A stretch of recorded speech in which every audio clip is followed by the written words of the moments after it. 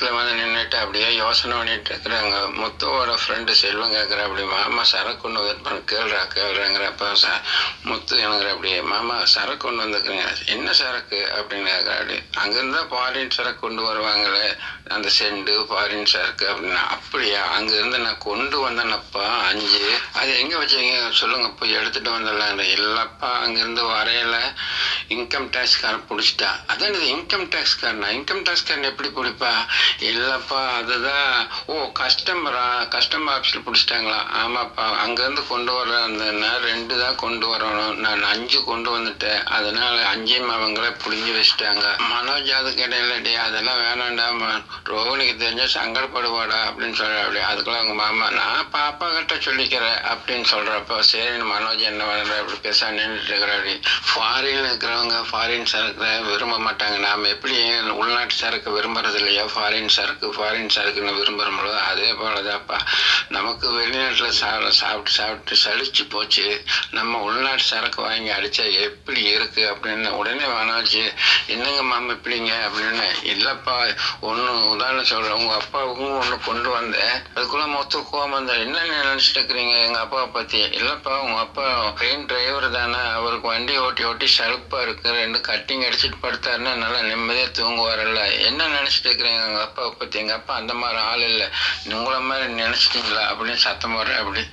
சரி விடப்பா, இதுக்கெல்லாம் கோவிச்சுக்காதீங்க, உள்நாட்டு சரக்கு கிடைக்குமான்னு பாரு அப்படின்னு. உடனே முத்து வந்து, கூலி நம்ம வலையில மாட்டி வச்சுட்டா செல்வோம் அப்படின்னு சொல்லி போட்டோன்னா, ஃபோன் பண்ணிட்டு இந்த மாதிரி சரக்கு இருந்தேன்னா கொண்டு வர இந்த இடத்துல இருக்குன்னு சொன்னோன்னே அப்படியே அவங்க மாமா அப்படியே சந்தோஷம் பையனை அங்கேருந்து பாட்டில் கொண்டு வந்துட்டானுங்க. பாட்டில் கொண்டு வந்தது பார்த்தோன்னே அவங்க மாமாவுக்கு ஒரே சந்தோஷம். மனோஜ், வேண்டாங்க மாமா போகலாம், இவனுக்கு எல்லாம் குடியேறணுங்கன்னு. இல்லைப்பா, அதெல்லாம் குடிச்சிடலாம் அப்படின்னு சொல்லி உட்காந்துட்டாங்க. 4 பேர் உட்காந்து குடிச்சு மாமாவுக்கு டம்ளரை ஊற்றி கொடுக்குறாங்க. அவரும் வாங்கி குடிச்சிட்டு, நான் மேல்நாட்டிலேருந்து எத்தனையோ சரக்கு சாப்பிட்டுருக்குறேன், உள்நாட்டு சரக்கு இப்படி இருக்குன்னு எனக்கு தானே தெரியும் அப்படிங்கிறாரு. மனோஜ், வேண்டாங்க மாமா, நம்ம வீட்டுக்கு போகலாம், இவனுக்கெல்லாம் குடியானுங்க, உட்காந்து குடிச்சிட்டே இருப்பானுங்க. இல்லை மாப்பிள்ள, உட்காருங்க மாப்பிள்ளைன்னு சொல்லி உட்கார வச்சுட்டு, மனோஜ் ஏமாந்த சமயத்தில் அவர் வாயை பிடிச்சி இருக்கிற டம்ளரில் இருக்கிறத எடுத்து வாயில் ஊற்றிடுறாரு. அப்போ முத்து, என்னங்க மாமா பண்ணுறீங்க, அவன் குடிக்க மாட்டான் அப்படின்னு. இல்லை மாப்பிள்ள, அவர் பழகிட்டு அப்படின்னு சொல்லி, நாம என்ன பிறந்தோடனே பழகிட்டவங்களா அப்படிங்கிற அப்படி. மனோஜ் சத்தம் போட்டு, ஐயோ வேண்டாம் ஆங்கிற அப்படி. மாமா, நான் ஆறுன்னு தெரியுமா, என் ஊர் என்னன்னு தெரியுமா அப்படின்னு வளர்ற அப்படி.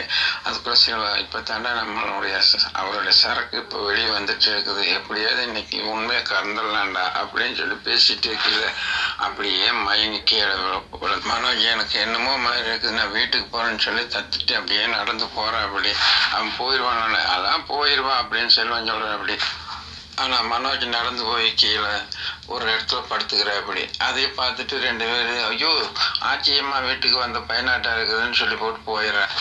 மாமா உள்ள சொல்லுவாருன்னு பார்த்தா அப்படி மாமா உள்ள சொல்கிற மாதிரி இல்லை. என் ஊர் என்ன தெரியுமா, நான் தெரியுமான்னு மட்டும்தான் சொல்கிறது இல்லாமல் அவர் எந்த ஒரு இதுவும் சொல்லலை. சரி, அப்படியே அவர் கை தாங்களும் வீட்டுக்கு கூட்டிகிட்டு வர்ற வழியில் மனோஜ் படுத்துட்டு, அடி நம்ம மனோஜ் இங்கே படுத்துட்டு இருக்கிறான்டா பாடுறா அப்படின்னு சொல்லி போட்டு செல்வம் சொல்கிறேன். அப்படி போய் எடுக்கலான்னு கூப்பிட்டா, நான் எங்கே இருக்கேன்னு தெரியுமான்னு யாருன்னு தெரியுமா, நீங்கள் எல்லாம் ஆறுன்னு கேட்குறேன் அப்படி. மனோஜ், பார்த்தியா இந்த ஆள் பண்ணின வேலை, என்னையும் ஆறுன்னு கேட்குற அளவுக்கு ஆகிப்போச்சு. மாமா, உன்னால் தான் இந்த மாதிரி ஆகிப்போச்சு, என்ன மரியாதை கம்மியாகுது, உன்னால் பாரு, எங்கள் வீட்டுக்கு போனால் என்னை தானே திட்டுவாங்க அப்படிங்கிறாரு.